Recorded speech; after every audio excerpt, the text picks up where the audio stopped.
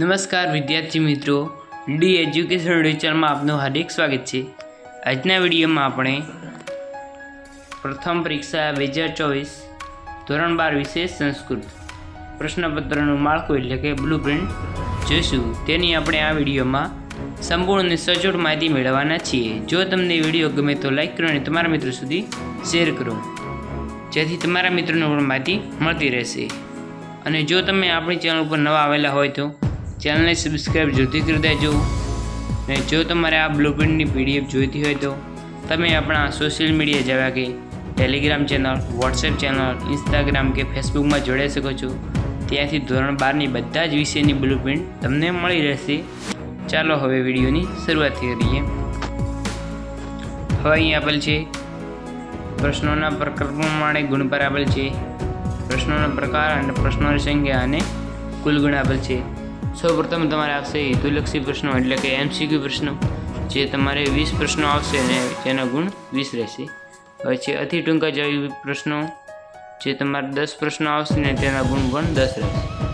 હવે 3 નંબરના પ્રશ્નો ટૂંકા જવાબી પ્રશ્નો, જે તમારે 9 પ્રશ્નો આવશે ને તેના ગુણ રહેશે 16। તેના પછી છે ટૂંકા જવાબી પ્રશ્નો, જે તમારે 8 પ્રશ્નો આવશે ને તેના ગુણ રહેશે 18।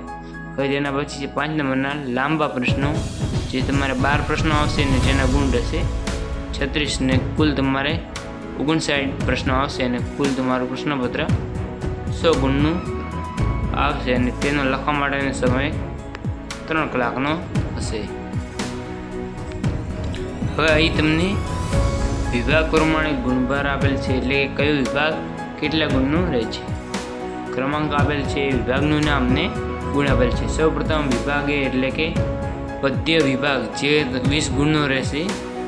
વિભાગ બી એટલે ગદ્ય, જે 20 ગુણનો રહેશે। વિભાગ સી એટલે ગદ્ય પદ્ય મિશ્ર આવશે, જે પણ 20 ગુણનો રહેશે। અને વિભાગ ડી ગદ્ય પદ્ય અપઠિત આવશે, જેમાં પણ 20 ગુણનો રહેશે। હવે વિભાગ ઈ, જેમાં સંસ્કૃત સાહિત્ય, ન્યાય, અલંકાર પરિચય, છંદ પરિચય, જે તમારે 20 ગુણનો કુલ 100 ગુણ થશે।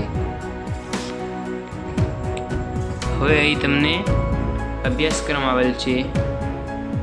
પદ એટલે કે કાવ્ય, જે તમારે 1, 2, 3, 4 ને 5 ને ગદ્ય એટલે કે પાઠ 11, 12, 13, 14, 15 આ પાઠમાંથી જ તમારે ગદ્યમાંથી જ પ્રથમ પરીક્ષાનું પેપર આવશે, એટલે કે આ પાઠ તમારે તૈયાર કરવાના રહેશે।